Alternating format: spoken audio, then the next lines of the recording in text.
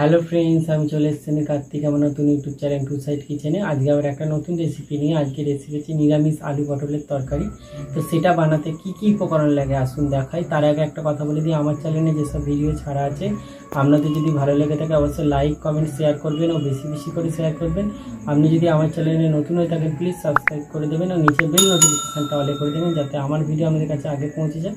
তাহলে চলুন নিরামিষ আলু পটলের তরকারি বানাতে কি কি উপকরণ লাগে আসুন দেখাই।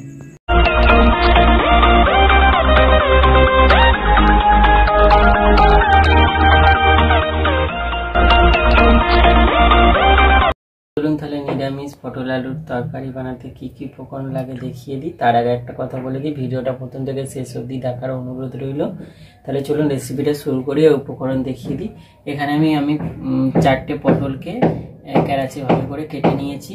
এখানে আমি 4টে আলুকে বড় সাইজ করে একটু কেটে নিয়েছি। পরিমাণ মতো নুন নিয়েছি, পরিমাণ মতো সরষের তেল নিয়েছি, 4টে কাঁচা লঙ্কা চিড়ে নিয়েছি, একটু অল্প আদা বেটে নিয়েছি। এখানে একটা বড় টমেটোকে কুচি করে নিয়েছি। এখানে নিয়েছি জিরে গুঁড়ো, ধনে গুঁড়ো, জিরে গুঁড়ো, লঙ্কার গুঁড়ো, হলুদ গুঁড়ো। তাহলে চলুন, আর এখানে আমি নিয়েছি অল্প গোটা জিরে। তাহলে চলুন রেসিপিটা শুরু করুন। গ্যাসটা জেলে কড়াটা বসিয়ে দিয়েছি, কড়াটা গরম হয়ে গেছে। আমি কড়াই তেল দিয়ে দেবো। তেলটা গরম হয়ে গেছে, পটল আলুটা ভেজে নেবো। পটলটা দিয়ে দেবো, আলুটা দিয়ে দেবো, এবার হলুদটা দিয়ে দেবো, নুন দিয়ে দেবো।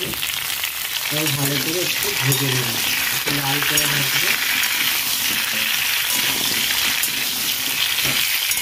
পটল আলুটা লাল করে ভেজে নিয়েছি, এবার এটা আমি নামিয়ে নেবো। গ্যাসটা জেলে কড়াটা বসিয়ে দিয়েছি, কড়াটা গরম হয়ে গেছে। কড়াই আবার তেল দিয়ে দেবো। তেলের ওপর দিয়ে দেবো অল্প গোটা জিরে, চেরা কাঁচা লঙ্কা, টমেটো, নুন দিয়ে দেবো। একটু ভেজে নেবো,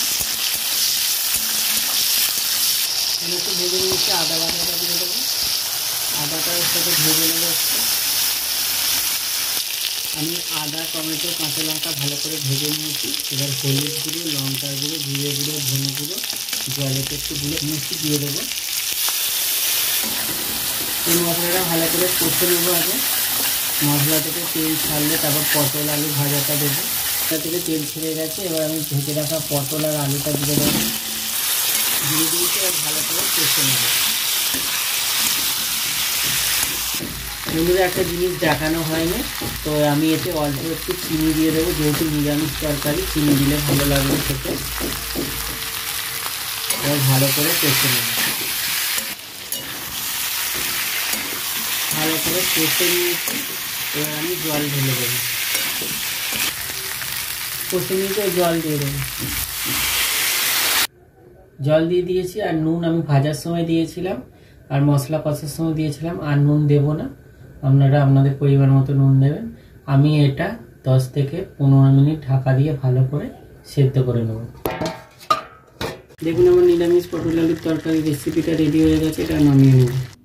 দেখুন আমার নিরামিষ পটল আলুর তরকারি রেসিপিটা রেডি হয়ে গেছে। এই রেসিপিটা যদি আপনাদের ভালো লেগে থাকে অবশ্যই লাইক কমেন্ট শেয়ার করবেন ও বেশি বেশি করে শেয়ার করবেন। আর প্লিজ সাবস্ক্রাইব করে দেবেন, আমাদের পাশে থাকবেন। চলুন তাহলে দেখা হচ্ছে নেক্সট ভিডিওতে।